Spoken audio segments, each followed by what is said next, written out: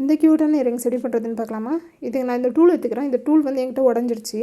அதனால் நான் ஸ்டார்டிங் மட்டும் ரோல் பண்ணிவிட்டு அதுக்கப்புறம் நான் கையிலே தான் ரோல் பண்ணணும்.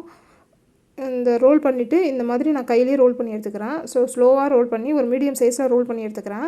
இது வந்து சென்டர் இது வந்து பிளாக் கலரில் டார்க் ப்ரௌன் கலரு.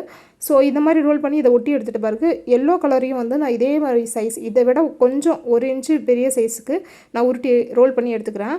இதே மாதிரி நான் ரோல் பண்ணி ஒட்டி எடுத்துகிட்ட பிறகு இந்த ப்ரௌனில் வந்து நான் அந்த சைடில் கொஞ்சமாக க்ளூ அப்ளை பண்ணி ஒட்டி எடுத்துக்கிறேன். இதே மாதிரி ஃபுல் ஃப்ளவரையும் நான் ஒட்டி எடுத்துக்கிறேன். ஒட்டி எடுத்த பிறகு நம்ம ட்ரை பண்ணுறதுக்கு கொஞ்சம் டைம் கொடுக்கணும். ஃபுல்லாகவே அது ட்ரை ஆகணும். ஃபுல்லாக ட்ரை ஆனதுக்கப்புறம் ஒரு ஹூக் எடுத்து மேலே அட்டாச் பண்ணிட்டா நம்மளோட இயரிங் வந்து ரெடி ஆகிடும். ரொம்ப சிம்பிளாக, ரொம்ப க்யூட்டாக, ரொம்ப ஈஸியாக செய்யக்கூடிய ஒரு இயரிங்கு. இதே ஃபைனல் லுக் வந்து இப்படி தான் இருக்கும். ரொம்ப க்யூட்டாக இருக்கும். ஸோ நிறைய பேர் சப்ஸ்கிரைப் பண்ணாமலே வீடியோ பார்க்குறீங்க. நீங்கள் சப்ஸ்கிரைப் பண்ணிவிட்டு பாருங்கள். அப்போ தான் எனக்கும் ஒரு மோட்டிவேட்டாக இருக்கும் வீடியோஸ் போடுறதுக்கு.